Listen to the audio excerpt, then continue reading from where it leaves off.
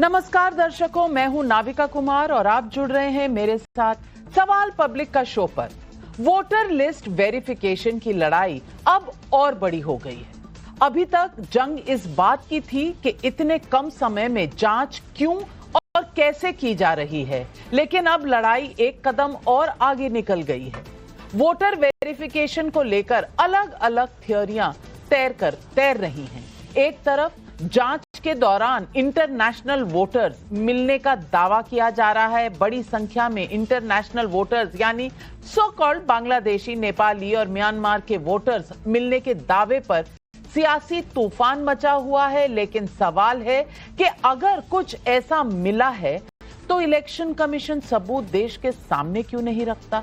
दूसरी तरफ विरोधी पार्टियां हैं जो चुनाव आयोग की इस प्रक्रिया को ही सवालों के घेरों में ला रही हैं, जबकि आयोग का ये संवैधानिक अधिकार है, ऐसा सुप्रीम कोर्ट ने भी कहा है।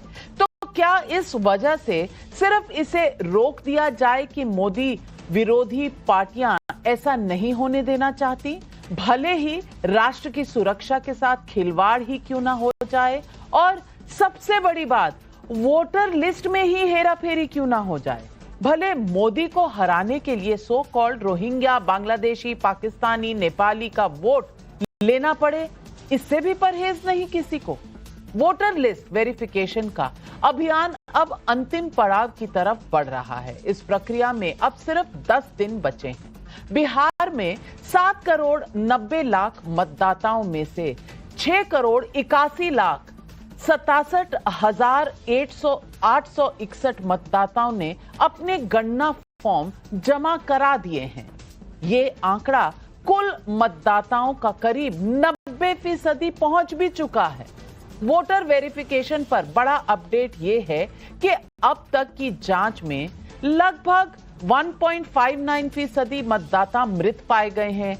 लगभग 2.2% जो हैं वो स्थायी रूप से अपना निवास स्थान बदल चुके हैं और लगभग 1% लोग इन जगह एक से अधिक जगहों पर रजिस्टर्ड पाए गए हैं, यानी डुप्लीकेट वोट। कुल मिलाकर ये आंकड़ा 4.5% पहुंचता है और संख्या के लिहाज से देखें तो ऐसे कुल मतदाताओं की संख्या तकरीबन 36 लाख से ज्यादा बैठती है। तो साफ है कि ऐसे 36 लाख से ज्यादा मतदाताओं का नाम वोटर लिस्ट में कटना तय माना जा रहा है। अगर ये 36 लाख से जैसे वोट हैं ये कट जाएंगे तो सबसे बड़ा सवाल है कि किसका वोट बैंक खिसकेगा, क्योंकि 4.5% वोट फर्क पड़ जाए तो सरकारें इधर की उधर हो जाती हैं। कहा यह भी जा रहा है कि सिर्फ बिहार में इस कांट छांट के बाद 52 सीटों पर कांटे का मुकाबला हो जाएगा। तो सवाल यह भी खड़ा हो रहा है कि अगर वोटर वेरिफिकेशन का असर बिहार में 52 सीटों पर है तो यूपी, असम, बंगाल में क्या होने वाला है? लड़ाई अब वहां भी है और यही सवाल आज पब्लिक पूछ रही है, क्या होगा आगे?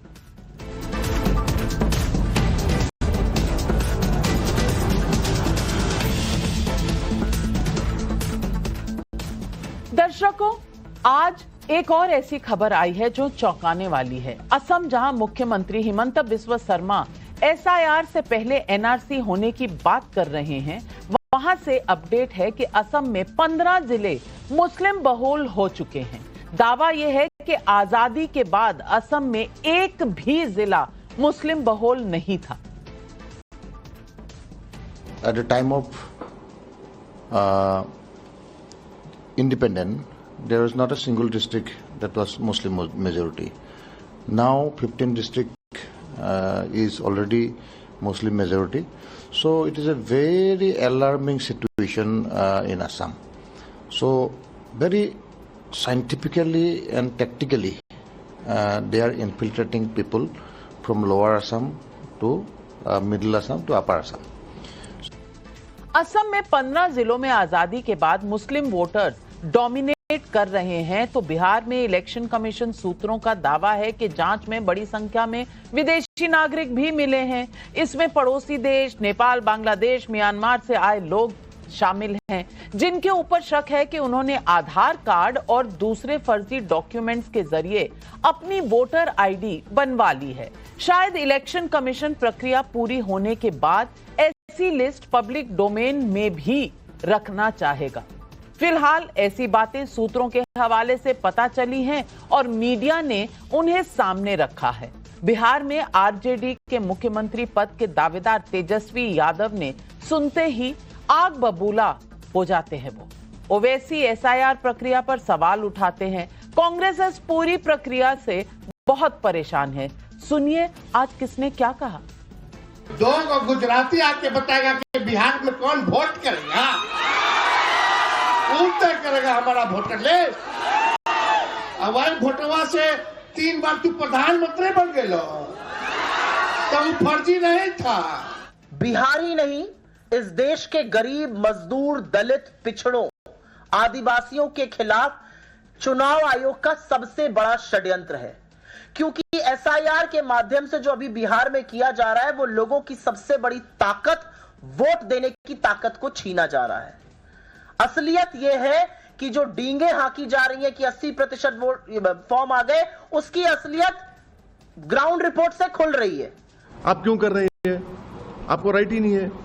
इसीलिए तो मैंने कहा था कि ये बैकडोर एनआरसी ना हो जाइए। तो ये इस तरह करके ही आप लोगों में गलत मैसेज दे रहे हैं। और फिर बिहार का इंटेंसिव चुनाव जैसा हो रहा है, भाई नवंबर में चुनाव होगा, तो आप क्यों गरीबों को, खासतौर से सीमांचल के लोगों को पावरलेस बनाना चाहते हैं? आपने सुना, इंडिया ब्लॉक की पार्टियां पूरे वोट रिवीजन पर ही सवाल उठा रही हैं, लेकिन उन्हें जहां ये सूट करता है वहां वो इसकी मांग भी कर रहे हैं।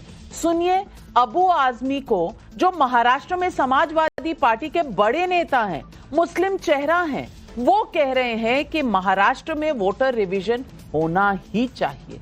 सुनिए अबू आजमी।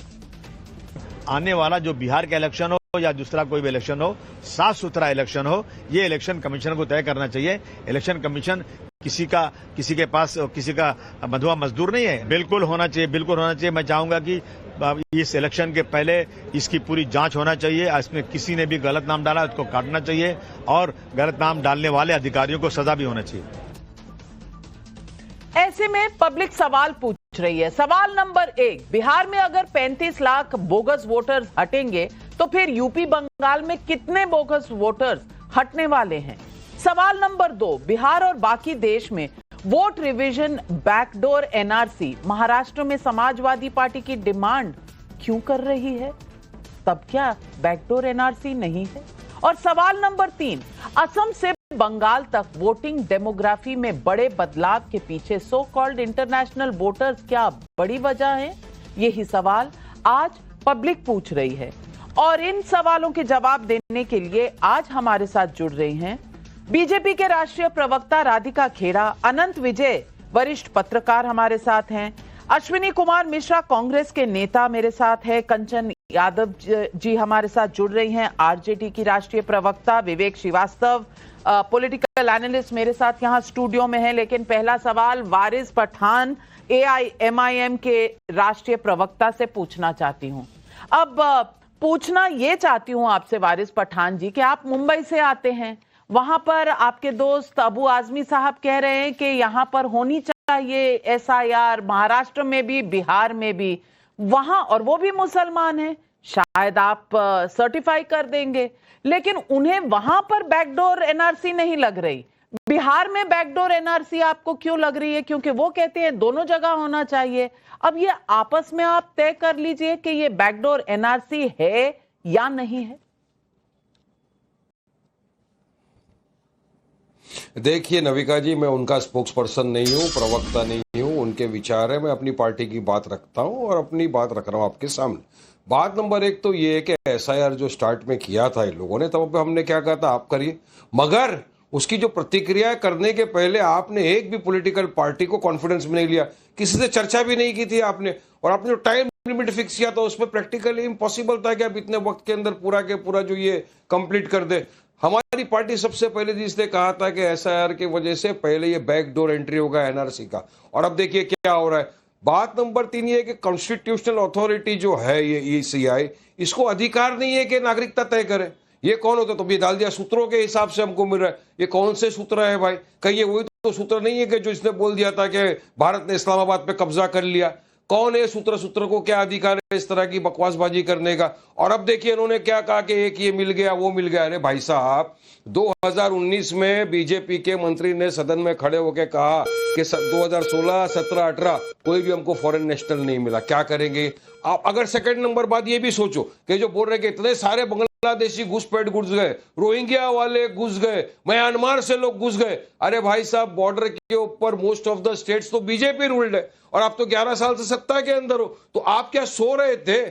आपकी जवाबदारी नहीं बनती थी कि आप जो इन्फिल्ट्रेशन जो हो रहा है उसको रोके? बस नहीं।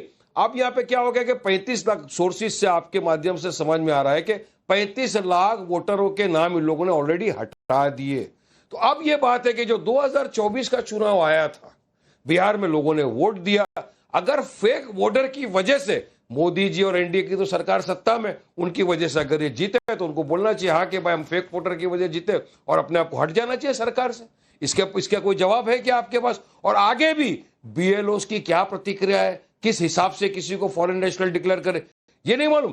अगर नागरिकता का जिसको डिसाइड करने का अधिकार है वो तो होम मिनिस्ट्री है। अब होम मिनिस्ट्री के पैर के अंदर ये घुसना ईसीआई के, ईसीआई पकड़ के बोलेगा तुम बंगाली है, तुम ये है, तुम ये। अब ये जो 35 लाख वोटर को इन्होंने बोला कि फेक है, इनके नाम गलत है, कुछ लोगों ने डबल आधार कार्ड बना दिए, ट्रिपल काम कर दिया, इनकी सिटीजनशिप भी ले लेंगे, इनका पासपोर्ट भी चला जाएगा, इनका राशन पानी बंद कर देंगे, तो सरकार इन लोगों के बारे में क्या करने वाली है? प्रावधान है सरकार के पास? कुछ नहीं।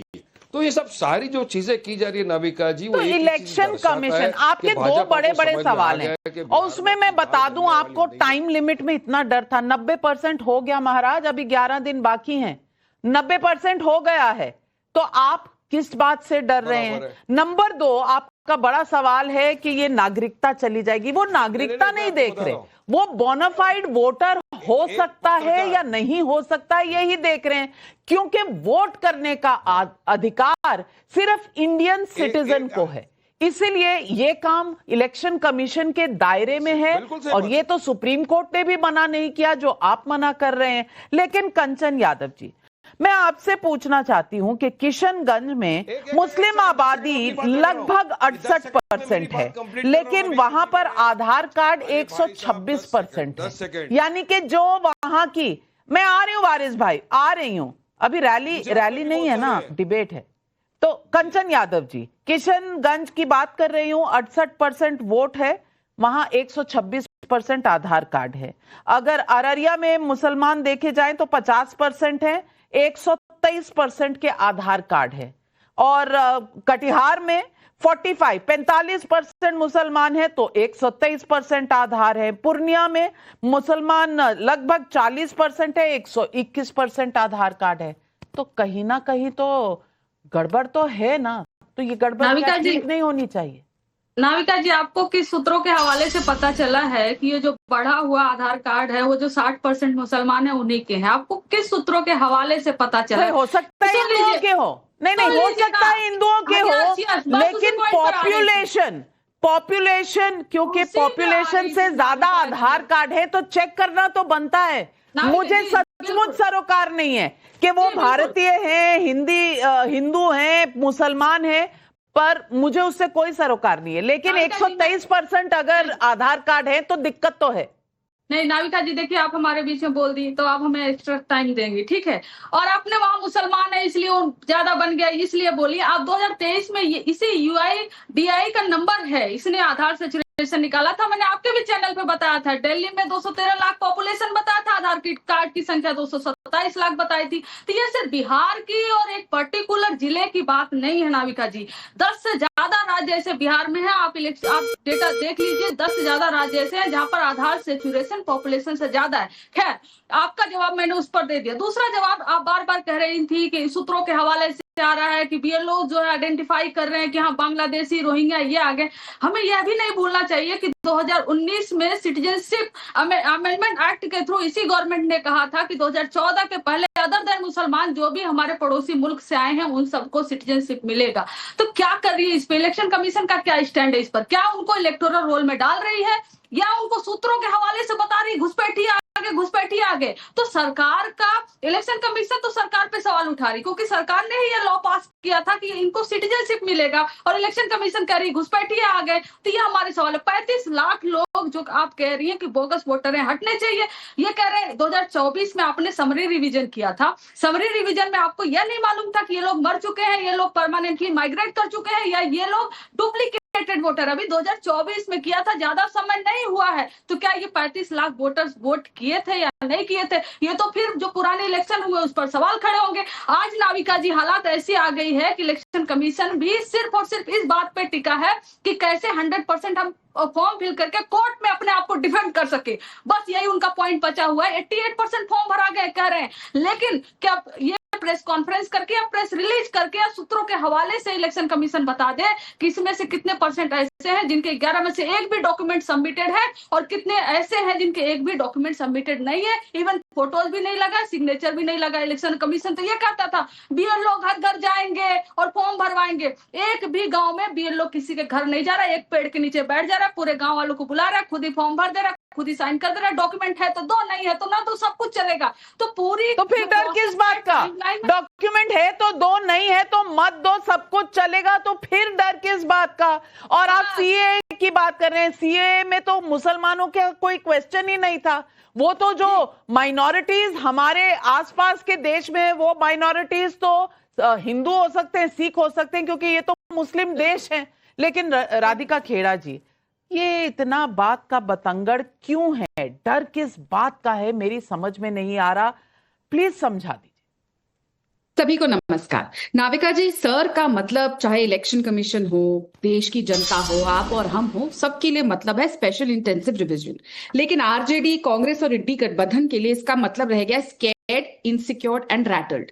घुसपैठियों के वोट बैंक वालों की हालत इतनी खराब है कि नाम कटने का डर ऐसा है कि सर सुनते ही इनका कलेजा कांप जाता है। जिनकी पूरी सियासत, पूरा करियर स्कैम, घुसपैठ और बोगस वोट पर टिका था, उनके लिए सर सुनते ही सब इल्लीगल रिवील्ड हो जाता है।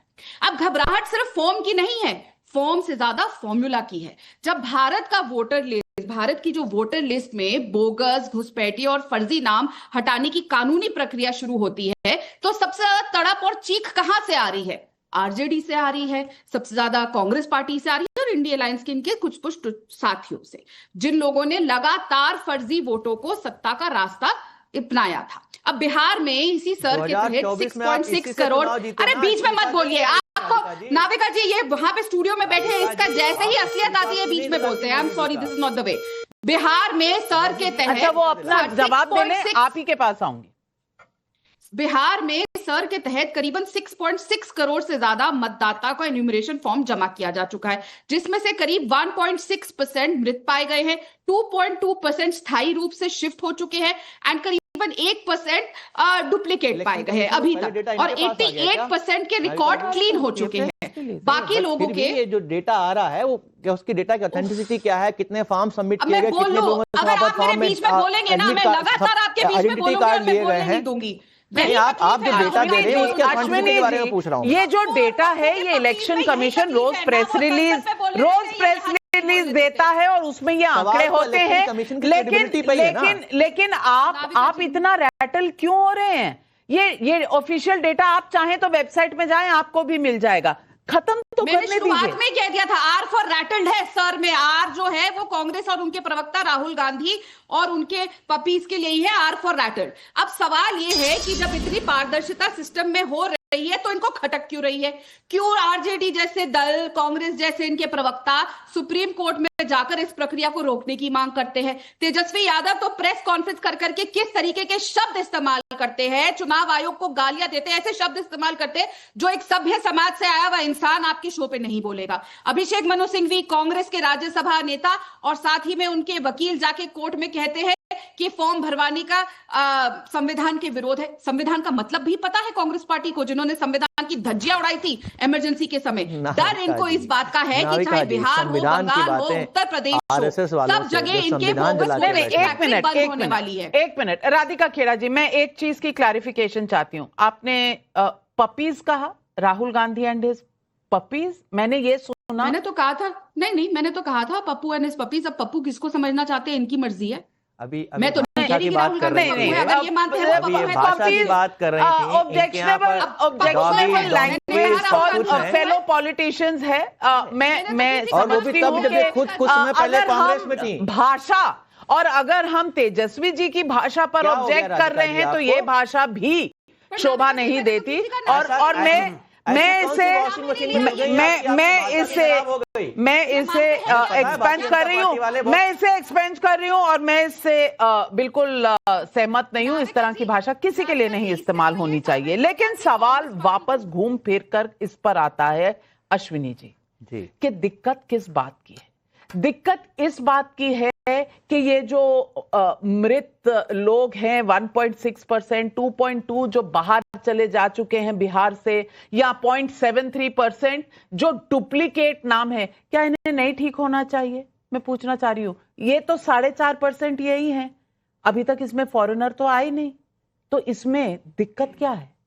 नाविका जी, जो 1933 में जर्मनी में हिटलर ने किया था, आज वही हिंदुस्तान में हो रहा था। हिटलर ने अपनी नाजी रिजीम स्टार्ट करने से पहले लोगों के वोटिंग राइट्स छीने थे। सबसे पहली स्टेप होती है डेमोक्रेसी को खत्म करने की, डेमोक्रेसी की हत्या करने की, कि लोगों को मताधिकार छीन लिया जाए। 2003 में जब SIR हुआ था तो फिर क्या तब भी हिटलर का राज था? नाविका जी, वोटिंग राइट्स चले गए थे। जवाब दूंगा। आपने मुझे बहुत टाइम बाद समय दिया, मुझे बोलने दीजिए।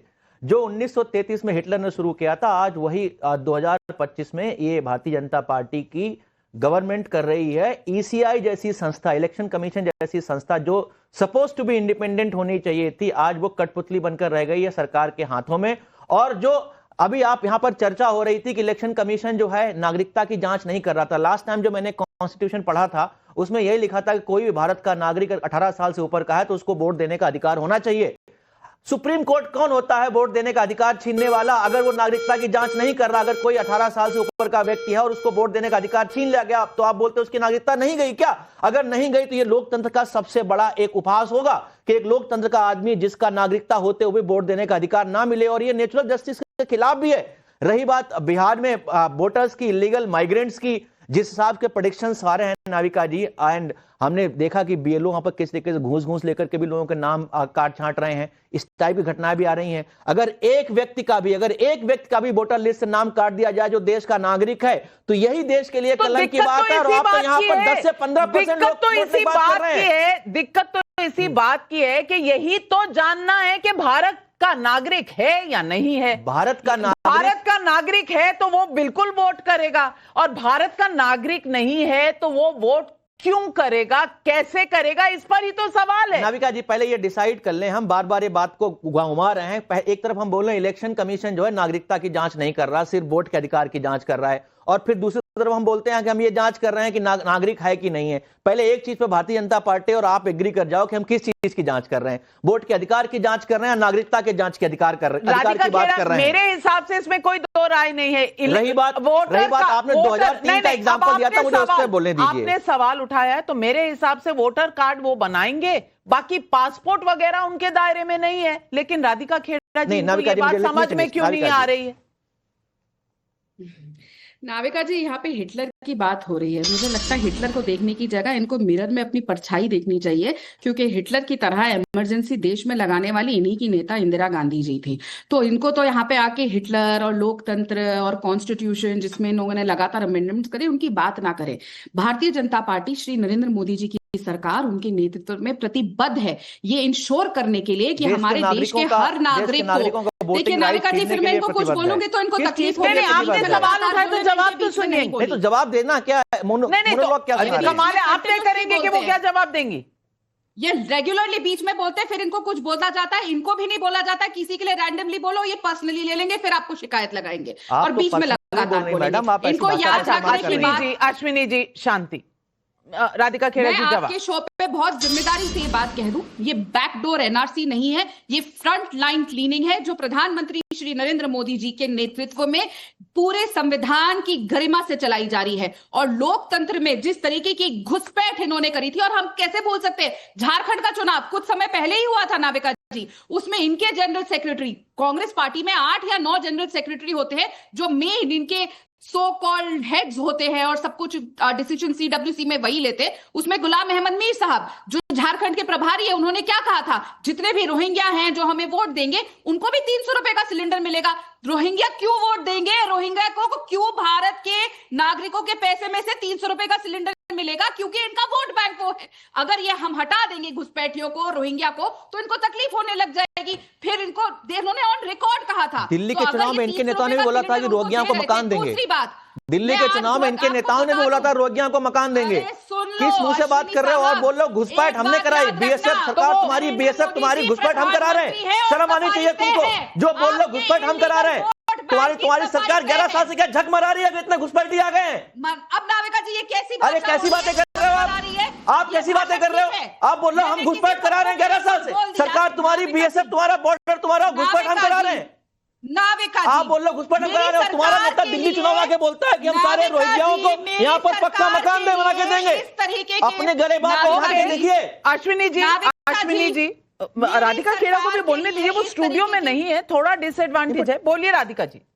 नाविका जी, मेरी सरकार के लिए इस तरीके के शब्द इस्तेमाल करना, वो भी नेशनल टेलीविजन में देश के नंबर 1 शो पे कि सरकार झक मार रही है, I don't think this is the kind of language. अगर इनको पप्पू के पप्पी से please don't teach me the language ma'am, please don't teach me the language. I don't know कौन सी वॉशिंग मशीन है कुछ टाइम पहले ढूंढ के आई है जो देश के लोगों के लिए ऐसी भाषा का इस्तेमाल कर रही है। इतना भी कहूंगी अश्विनी जी कि आप महिला से बात करें, तू तड़ाक ना हो तो बेहतर है। नहीं तू तड़ाक ना हो तो बेहतर है। हम सभ्यता से भी पेश आ सकते हैं, इस पर कोई जीएसटी नहीं है। सभ्यता से पेश आने में कोई जीएसटी नहीं लगती, आप बिल्कुल चिंता मत करें। लेकिन सवाल पब्लिक पूछ रही है तो विवेक श्रीवास्तव जी मैं आपसे पूछना चाहती हूँ। संजय मिश्रा भदोही उत्तर प्रदेश से पूछ रहे हैं घुसपैठियों का पता एसआईआर से हो या एनआरसी से हो, फर्क क्या पड़ता है? क्या एसआईआर से पता चलने पर घुसपैठिए को घुसपैठी नहीं कह सकते हम? और प्रदीप कुमार हैदराबाद से सवाल पूछ रहे हैं, देश के 2 राज्य बंगाल और बिहार में सबसे ज्यादा अवैध वोटर है, अगर उनको सत्यापन का माध्यम मिला है और उससे निकाला जाए तो बंगाल में तृणमूल कांग्रेस का जीतना नामुमकिन है, क्या तभी इंडी गठबंधन में इतनी घबराहट है? जवाब दीजिए। नहीं, हमारी घबराहट इसलिए है कि आप संविधान को खत्म करेंगे, हिंदू राष्ट्र बनाने का प्रयास करेंगे। आपके टारगेट पे कोई घुसपैठिया नहीं है, आपके टारगेट में माइनॉरिटीज, मुसलमान, दलित और ओबीसीज हैं जो आपके लिए वोट नहीं देते। यहां हिटलर की बात करी थी अश्विनी जी ने, मैं एलैबोरेट कर देता हूं। पहले वोटिंग राइट्स हटाए, उसके बाद वहां पे यहूदियों, ज्यूज के घर के बाहर क्रॉस लगाया, आइडेंटिफाई करने के लिए कि कौन सा घर किस माइनॉरिटी का है। यहां भी शुरुआत हो गई है कांवड़ यात्रा से, कौन सी दुकान किसकी है, कांटा लगाओ, वाराह की फोटो चिपकाओ।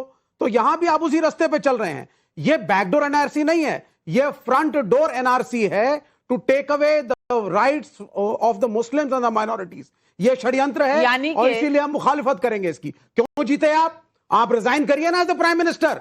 अगर गलत डेटा, गलत वोटर लिस्ट के साथ जीत के योग्य मोदी साहब प्राइम मिनिस्टर बने हैं, आप रिजाइन करिए, एग्जाम्पल सेट करिए, बोलिए गलत था वो सब कुछ। उसमें बहुत से लोग मरे हुए थे, बहुत से तो घुसपैठिए थे, घुसपैठियों ने पता लगा इनको वोट दे दिया हो, कौन जानता है, और ये प्राइम मिनिस्टर तो यानी कि आप मान रहे हैं कि आपका जो वोट बैंक है मुसलमानों का है और वो सारे मुसलमान घुसपैठिए हैं। ये आपके शब्द है, मेरे शब्द नहीं है। लेकिन अनंत विजय, राधिका खेड़ा आ रही हूं, लेकिन अनंत विजय जी मैं आपसे पूछना चाहती हूं, इस लॉजिक में आपको कहीं लॉजिक नजर आ रहा है जो दिया जा रहा है? यहाँ लॉजिक तो बिल्कुल नहीं नजर आ रहा नाविका जी, सिर्फ रेटोरिक की बातें हो रही हैं। फासिज्म, हिटलर, माइनॉरिटी, अल्पसंख्यक, अरे इन लोगों को इतना भी पता नहीं है कि ये 52 से चल रहा है स्पेशल ये इंसेंटिव रिवीजन जो इलेक्टोरल रोल्स का चल रहा है। That was a different government with a different intention. अच्छा, आप लोगों की इंटेंशन भी देख लेते हैं। वहाँ हिंदू राष्ट्र का एजेंडा नहीं था तब अनंत विजय जी, इस सरकार का एजेंडा है हिंदू राष्ट्र का।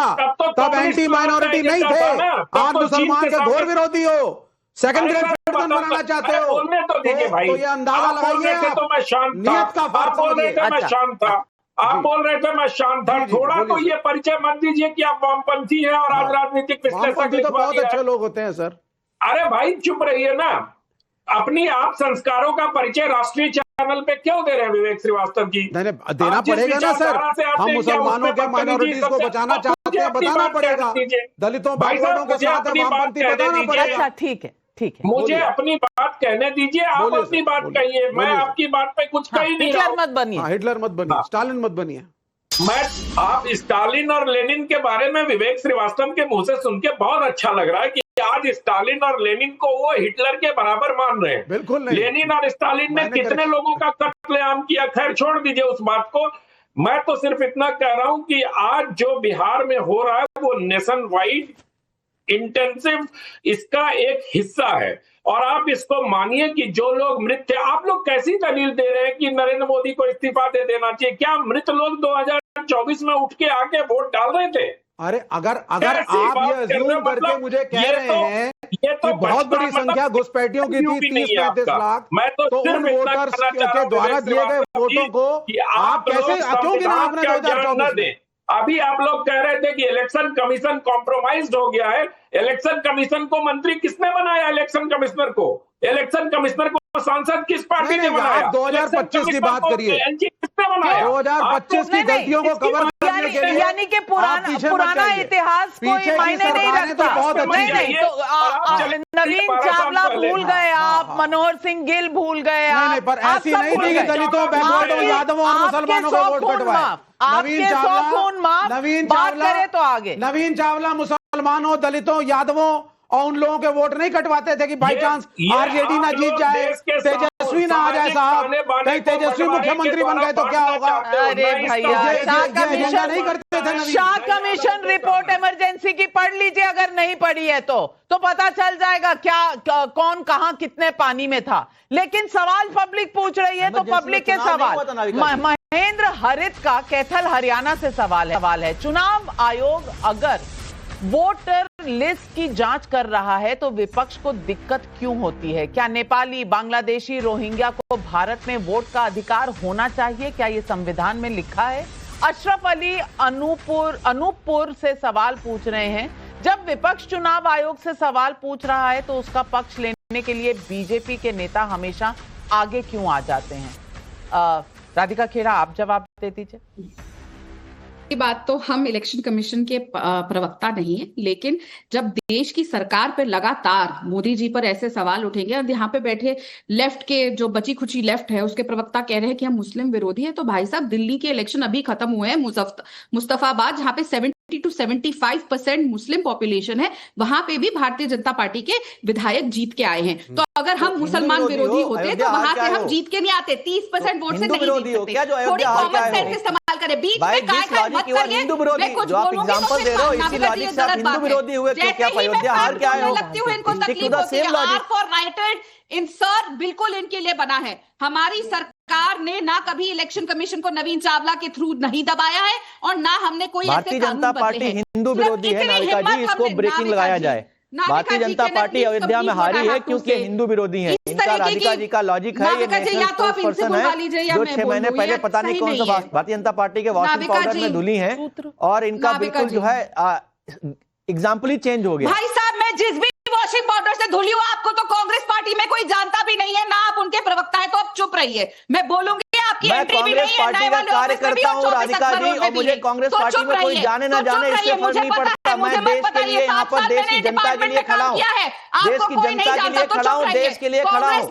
आप जो लॉजिक दे रही है उस लॉजिक से भारतीय जनता पार्टी मुझे भी आपका लॉजिक नहीं समझ आ रहा, लेकिन मैं असदुद्दीन ओवैसी साहब जो कह रहे हैं उस पर सवाल पूछना चाहती हूँ। और वारिस पठान, ये जो 35 लाख वोटरों की बात आई है वो इस बात से उठी है कि 1.6 यानी कि 1.5% लोग मृत हैं। अब इनको निकालना चाहिए या नहीं निकालना चाहिए, और इसमें क्या फर्क पड़ता है कि ये घुसपैठिए हैं या भारतीय हैं? मृत है ही नहीं, तो इनको निकलना चाहिए या नहीं निकलना चाहिए? मुझे हाँ और ना में जवाब दे दीजिए। क्योंकि मेरे 2-3 सवाल है। देखिए नविका जी, हाँ और ना नहीं चलता, यहाँ पे बहुत सारी चीजें देखना पड़ता है। अरे आप ही की मृत कम्युनिटी लोगों के में क्या देखना पत्रकार पड़ता बिहार है? गए, वहां पर उन्होंने जाके पूरी तरह से वो इंक्वायरी जीवित की नहीं है, है, वहाँ पता उन्हें भी चला नहीं तो क्या निकालना पता चला, वो चाहिए सबको ताकि देख रहा है। उनके नाम पर कोई और वोट डाला है। तो सिर्फ बिहार में ये या अहमदाबाद गुजरात के सब अंदर भी जगह है क्या? होगा मध्य ना, प्रदेश काहे में चिंता है, कर रहे हैं? महाराष्ट्र में कहाँ का है? खाली नहीं वहीं नहीं, है काहे क्या? चिंता कर रहे हैं, सब जगह होने वाला है। तो नहीं, खाली एक ही जगह है क्या? 1.5% तो ये है। अच्छा, 2.2% वो हैं जो अब बिहार में नहीं रहते, शायद आपकी मुंबई में रहते हो, अब वो वहां भी वोट डालेंगे और बिहार में भी डालेंगे क्या? क्या ये सुप्रीम सही कोर्ट ने रहेगा? बोला था, एक मिनट, आपके पास नविका जी डेटा कहां से आया? इलेक्शन सुप्रीम कमीशन कोर्ट ने का बोला प्रेस था रिलीज लास्ट है। हीयरिंग में कि मैं आप पढ़ती डेटा हूँ, आप पब्लिश पढ़ते नहीं कर नहीं है, सकते यही जब तक फर्क है। hearing कंप्लीट नहीं हो। आप कहां से लेके आए? सुप्रीम कोर्ट ने डेटा कहां से, आपको बोला ना सुप्रीम कोर्ट ने कि आप डेटा भी नहीं रिलीज कर सकते, काउंटर एफिडेविट फाइल करने को इजाजत दिया है और 28 तारीख को हियरिंग होने वाली है। ये कहां से लेकर आ गए आप? तो रुकिए थोड़ा, मैं तो आपको बता रहा हूं कि जो लोग वहां पर गए थे, जिन पत्रकार ने पूरी इंक्वायरी लगाया, वो बता रहे हैं कि किस तरह से वहां पर धांधली चल रही है। अरे भैया, हमारा काम है खबर निकालना, खबर डालना, प्रेस रिलीज हमें आता है, उसके बाद आपको सार्वजनिक हो जाता है, मीडिया का ये काम है। आपको तो आपकी खबर भी नहीं मालूम। और मैं आपको बता देती हूँ इस वक्त की बड़ी ब्रेकिंग न्यूज, महागठबंधन में आरजेडी ने आपकी पार्टी को शामिल किया ही नहीं किया शामिल। और आप महागठबंधन को चिट्ठी लिख रहे थे तेजस्वी जी को, उन्होंने नहीं लिया, आपको नहीं लिया। अब ये खबर आपको कहां पता थी? मैंने बताई। वो आपको कैसे पता चला? नहीं पता। अख्तर उल ईमान ने अभी कहा है, पता है, हमारा सोर्स है और हमारा सोर्स आप ही का एमएलए है। अख्तर भाई ने, अच्छा, आप हमारे एमएलए ने अगर बोला है तो मैं तो आपके चैनल पे बैठा हूं, मैं बता रही हूँ ना, मैं बता रही हूँ, खबरों का काम हम पर छोड़ दीजिए, आपसे बेहतर करते हैं। अरे नविका जी, कोई ले या नहीं ले कोई फर्क नहीं पड़ता, लड़ेंगे, मगर फिर ये आपके चैनल पे आके बोलना नहीं चाहिए क्यों लड़े, डी टीम ए टीम, उसका कोई भी फर्क नहीं पड़ता। वो मैं नहीं कहती, वो महागठबंधन वाले लोग कहते हैं बी टीम ए टीम, मैं नहीं कहती कभी आपको। से कायदा मिलके लड़ेंगे, हमने दिया, आप नहीं लेंगे, कोई फर्क नहीं पड़ता। अरे कोई फर्क नहीं पड़ता, हम तो लड़ेंगे, भारी तादाद में लड़ेंगे। पिछली बार 5 जीते, इस बार आप देखना कितनी सीटों पर लड़ेंगे और काफी तादाद में लड़ेंगे। और तीसरा महायुद्ध पिछली बार भी आप लड़े थे, उसी पार्टी के हमारे पिछली बार भी आप लड़े थे, 5 के 5 कहां चले गए पता नहीं चला। छुमंतर वहां चले गए। कंचना जी, आपकी पार्टी में पिछली बार वाले आ गए थे, अब नए वाले आप ले नहीं रहे हो, महागठबंधन कर नहीं रहे हो, क्या है ये कौन सी दोस्ती है? नाविका जी, अभी आपने कहा कि सारे एमएलए हमारे साइड आ गए, तो उनके कौन से एमएलए बचे हैं जो आपको सूत्र बनकर खबर दे रहे हैं? चुनाव में आ जाए। एक सेकंड ना, सुन लीजिए, आप ले लोगे, आप वैसे ही खरीद लोगे। नाविका जी, उनके कौन सा एमएलए बचा है जो आपको सूत्रों के हवाले से खबर दे रहा है? तो क्या ऐसा बोल रही हैं आप? हमारे 4 एमएलए के ईमान को लोगों ने खरीद लिया। आप अभी खबर चलाई होंगी ब्रेकिंग न्यूज, लेकिन ये बात हम बहुत पहले बोल चुके थे। मनोज झा जी ने अभी बोल दिया था कि भाई पार्टी में हमें गठबंधन में ऐसे क्यों मजबूत करोगे, आप लड़कर भी नहीं मजबूत कर सकते हो। तो हमारी तरफ से खबर तो बहुत पहले से ब्रेकिंग हो चुकी थी, आपके पास लेट पहुंची होगी तो आपकी समस्या है, सूत्र आपके बहुत ढीले चल रहे हैं। और दूसरी बात नहीं, एमएलए AIMIM का ढीला चल रहा था, उनका कमेंट अब आया है, झगड़ा इधर हो गया, झगड़ा इलेक्शन कमीशन का भूल गए, ये झगड़ा इधर हो गया। ये जो माइनॉरिटी को प्रोटेक्ट कर रहे थे, वो माइनॉरिटी से ही लड़ाई हो गई। विवेक श्रीवास्तव, आप क्यों हंस रहे हैं? नहीं, आप क्यों हंस रहे हैं? बेगानी शादी में अब्दुल्ला नहीं भाई, अब सब साथ हैं और देखिएगा इंडिया अलायंस की सरकार बनेगी आरजेडी के नेतृत्व में। AIMIM है ना? बातचीत अभी चल रही है, आपका सूत्र कमजोर है, बातचीत अभी भी चल रही है। कंचना जी ले नहीं रही है, कोई बात नहीं हो, तो अभी बहुत टाइम है, अभी समय है उसमें। आप कहीं के हैं नहीं, हम भी है, हमें भी सीटें मिल रही हैं, हमने भी बात करी तेजस्वी जी से, हम भी बिल्कुल समर्थन में। अनंत विजय जी, ये थिएटर ऑफ एब्सर्ड नहीं हो रहा है कि जो आना चाह रहा है उसे कोई ले नहीं रहा, जो ले नहीं रहा उसके लिए पैरवी हो रही है। यहां पर लाइव टेलीविजन में इलेक्शन कमीशन सब भुला गए हैं और पब्लिक पूछ रही है राजकमल जोशी अल्मोड़ा उत्तराखंड से पूछ रहे हैं, महाराष्ट्र चुनाव के बाद यही विपक्ष फर्जी वोट का मुद्दा उठा रहा था और अब बिहार में फर्जी वोट के खिलाफ कार्रवाई पर हल्ला मचा रहा है। क्या ये हार से पहले की बौखलाहट है? पुष्पक जोशी इंदौर से पूछ रहे हैं, इंडी गठबंधन और वारिस पठान जी से सवाल है कि एसआईआर के खर्चे में ही एनआरसी भी हो जाए तो हर्ज क्या है? हर्ज क्या है? सजेशन बुरा नहीं है। वारिस पठान जी ने अभी एक बहुत अच्छी बात की जो थोड़े शोरगुल में दब गए। उन्होंने कहा कि हमारे विधायकों को आरजेडी ने खरीद लिया, तो अब खरीद फरोख्त तो आप लोग आपस में कर रहे हो और हम पर क्यों आप लोग ये बताते हो? मैं तो सिर्फ इतना कह रहा हूँ आप लोगों से कि और दूसरी एक बात ये है वारिस पठान साहब कि आपके नेता ने ये कहा, वारिस पठान साहब आपके नेता ने ये कहा कि सीमांचल में वोट काटे जा रहे हैं। स्पष्ट रूप से वो ये कहना चाह रहे हैं कि मुसलमानों के वोट काटे जा रहे हैं। और दूसरी तरफ अगर आपको तेजस्वी यादव जी ने अपने गठबंधन में नहीं समझा, 60% से ज्यादा मुसलमान सीमांचल में, इसलिए तो पूरे देश का पिछड़ा हुआ वर्ग है सर। वही तो डेवलपमेंट नहीं कर रहा है। सीमांचल को वारिस पठान जी आपको तो तेजस्वी जी ने स्पेशल सीमांचल को, यही तो उनकी मंशा है। नहीं समझा, आप तो इस पर मंथन करिए कि तेजस्वी जी ने आपको बिल्कुल।